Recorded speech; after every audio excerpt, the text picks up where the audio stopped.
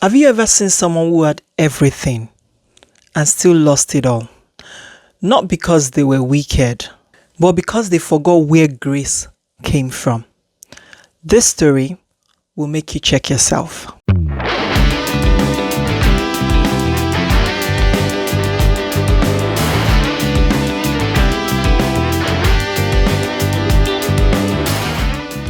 Hi everyone, my name is Remilekun Idowu and welcome back to my channel. A space where we tell real life inspired stories that confront the heart, awaken the spirit and leave us wiser. To my returning family, thank you for always showing up. And if this is your first time here, you're welcome. You're in the right place. And before we begin, please like this video, subscribe to the channel and share this story with someone who needs it. Also ensure to drop your comments because your engagement helps this message reach the right people. Also, don't forget there is a playlist of past stories at the top of your screen. Watch them after this. Now, let me tell you a story that looks like success, but hides a dangerous mistake.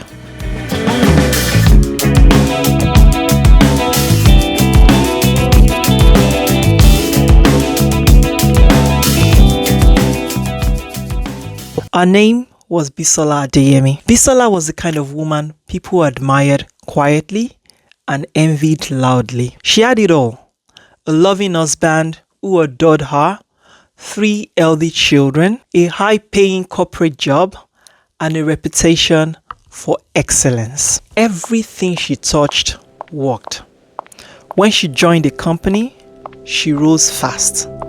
When she invested, profits followed. When she started side businesses, they thrived. People called her amazing names like Grace personified, favor itself. That woman, God is backing. But because of her success, she outgrew God and hardly used the word God. Not really, anyways. She attributed her success to her smartness and skills. She preferred to say, I'm just disciplined, or I'm intentional. I don't joke with excellence. I work hard for this. And yes, she really did work hard.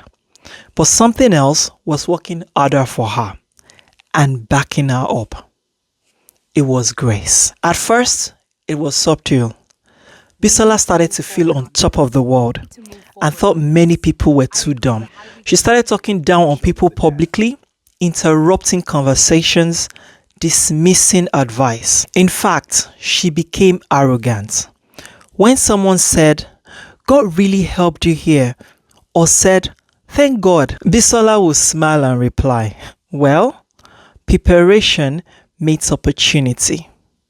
Pride sets in, and she stopped praying seriously. Her once close relationship with God became cold. She now had power, influence, and she was wealthy. She was the envy of everyone, and everything was working even beyond her expectations. She was posting online her wins, her vacations, her promotions, her luxury, and everyone followed her journey closely.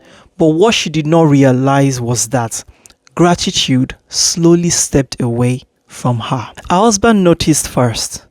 One night, he said gently, Bisola, I'm proud of you and your achievements, but we have drifted apart. We no longer pray together, and you don't seem to be interested in conversations about God.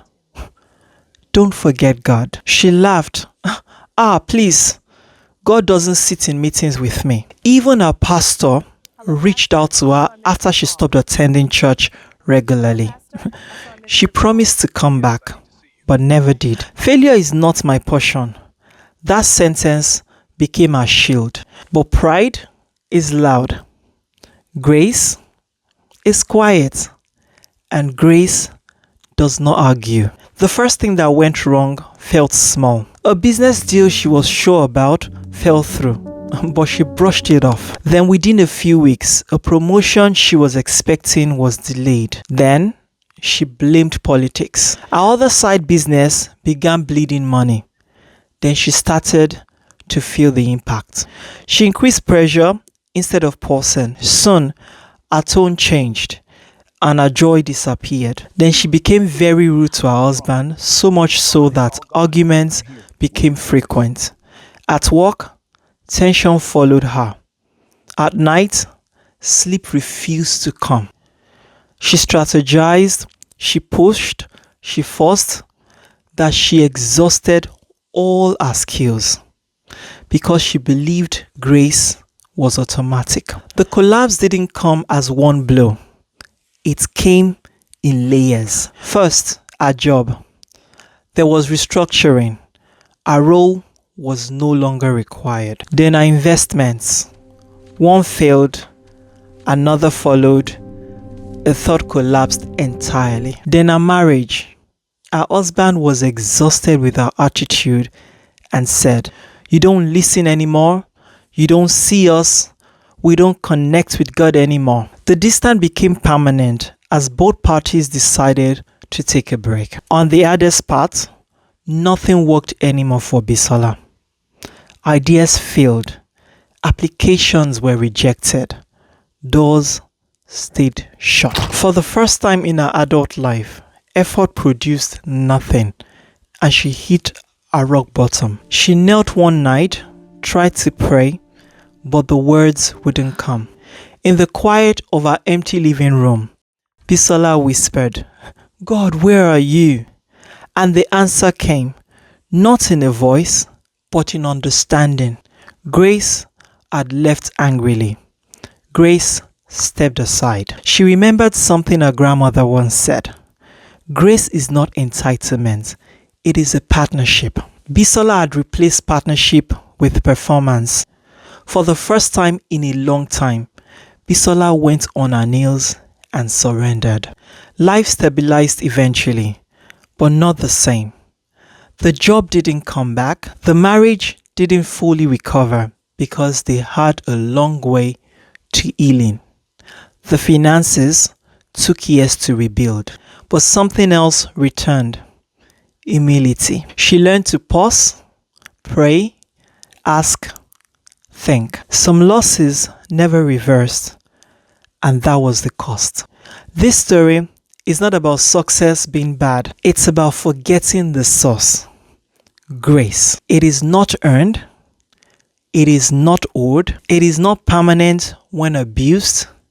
It is not perfection either. But when grace lifts you, stay low and humble on your knees. When doors open, stay grateful to God and the help God sent your way. When things work easily, don't assume it's just you, because skills without grace still fails, but grace without noise sustains.